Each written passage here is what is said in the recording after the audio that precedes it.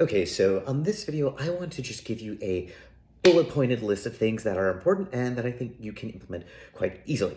First is scheduling worry time. Now, this is a technique to help you reduce your anxiety and worries. The way it works is pick a time in the day, just a little time and a little place that you go to worry. I know it sounds really simple. Having a place to worry is actually, it seems like it's a way to actually worry more, right? But throughout the day when you have your anxieties and worries and things, acknowledge them and say, you know what, totally get that, but I'm gonna hold off on this. I'm gonna add this to my list so that when I actually do sit down to have worry time, I'm gonna think about it. And I'm gonna think about it until I'm so bored of it. And the idea here is to train your mind to allow and acknowledge these worries and set them in a little special place. And you write them down or whatever, and you go there every day at the same time, and you'll notice that after enough time, you actually end up having less worries. And I know that sounds very, very silly, but it's a really great way of being able to compartmentalize, acknowledge, and almost delay your worries. It's like a little bit of a worry procrastination. So I've tried this and it works incredibly well. And I would recommend anyone do that. The next topic we're going to go on to is sleeping. Set a bedtime alarm. I know this sounds very silly, but the most important thing you can do to get good sleep is to go to sleep at the same time every day and to wake up at the same time every day. And one of the things that people often forget is that you should set an alarm for going to bed as well. Once that alarm rings, once that time happens, stop what you're doing. Go start your nighttime ritual, whether that's a cup of hot tea or, washing up or light stretching, meditation, yoga, whatever you want to do. Start that ritual at the same time every day. So you should have an alarm to wake up and an alarm to go to bed. You'll notice after you do this long enough, your body will naturally fit into that rhythm and you'll be going, you'll start feeling tired when it's time to go to bed, and you'll start feeling awake when it's time to wake up and start waking up naturally. But something that I think not enough people do is set a bedtime alarm. It absolutely promotes good sleep and it's really easy to do. So that's a tip for you, and I think Apple does that like there are features. There's a bedtime sleep mode that comes on automatically if you set your schedule in iOS, and I'm sure there's an Android version as well as a bunch of really good apps that do it. So another part of this is you need to make sure that you do this type of schedule every single day. That includes the weekends. And a lot of times I think we grew up being like, the weekends are where we sleep in and we can, recover and sleep binge a little bit. But you won't be able to get the full benefits of having these fixed sleep and wake up times unless you also do them on the weekends. Of course, everyone fucks up every once in a while, but forgive yourself, keep going, and have this focus. Just try to make sure that, you never do it 2 days in a row. Just sometimes you fuck up, but focus on keeping it every single day. The next thing we're going to talk about is another sleep technique called progressive muscle relaxation. So progressive muscle relaxation is a great way of falling asleep. There were, I think, some research that brought this idea into the, maybe it was Air Force, Army, Marines, I don't remember, but it was something military related. And they realized that a lot of the errors that were happening were due to fatigue. And so they said, okay, well, we need to be able to make it so that people can fall asleep right away, get the 40 minutes that they need whenever they have it, because you might not have long stretches of 8 hours, etc.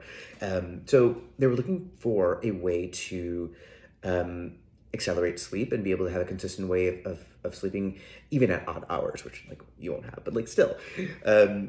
And so they ended up running these studies and found this kind of technique that worked incredibly well. 95% of people were able to fall asleep within 15 minutes using this technique after they had learned it, after they practiced enough to be able to learn this. So the technique essentially, and I would suggest looking it up if you want to use it, it's really quite good. It's called progressive muscle relaxation because you tense and relax muscles throughout your body. You start at your feet and you kind of work your way up until, you get your face and you're and you relax a little bit and you do some deep breathing and focus on your breathing, et cetera, and it's a technique that works. So look it up, but the crux of it is start by flexing your toes and feet for a few seconds and then relax, and then do it with your calves and your thighs and up and up through your body until you get to your face. And then once you relax, count your breath in 1, 2, 3, 4, etc., and do that 3 times, and then try to get into this like meditative and calm state, and let yourself drift off. So that's a general technique. I would definitely recommend checking that out. The next thing I'm gonna say, man, there's a lot of tips in here that maybe I should do separate videos, but who cares? Next thing I'm gonna say is meditate daily. And I know this one's so in vogue, and meditation and mindfulness are like very popular right now. And I'm going to say that this is one thing that actually like reaches the hype. Like, it is great. So meditation is very difficult for a lot of people, but the most important thing is that you try. You'll never get it, right? You can never like really get it. But the important thing is to try it, and it takes such little effort. Like 10 minutes a day, it's almost, you could even do it for 1 minute a day. But if you can do it consistently every single day, it'll make a fundamental difference to your presence, your mindfulness, your happiness levels, to all these things that are really great.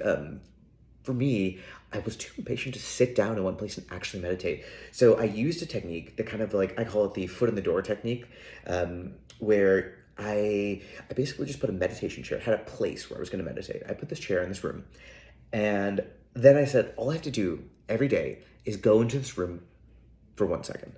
So I'd walk into this room for 1 second and be like, cool, I did it. And I do that for like 5 days in a row. And then I was like, okay, just do it for like 1 minute. And then like 3 minutes, 5 minutes. And I wasn't meditating. I just walked into the room. And when I was there in this room, I was like, you know what? I'm here. There's the chair there. Why don't I just sit down and meditate? And so I did that. And that was January 2021. And before that, I had 2 or 3 years of trying to meditate and not being able to do it consistently. I do it for a little bit and then kind of forget. But January 2021, I literally meditated every single day the entire year, 365 days.